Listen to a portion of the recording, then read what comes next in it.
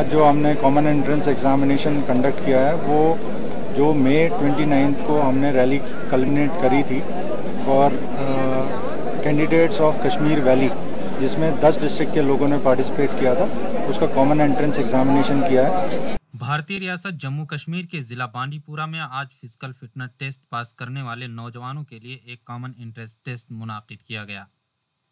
इम्तिहान को साफ शफाफ बनाने के लिए फौज ने सख्त इंतजामात किए थे।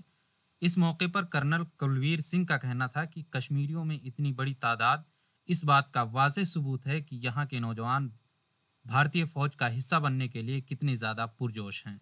आज जो लोगों ने पार्टिसिपेट किया, ये बहुत ही खुशी की बात है कि उसमें से 982 कैंडिडेट्स ने इसमें अपीयर हुए, यानी कि एब्सेंट परसेंटेज ना के बराबर है।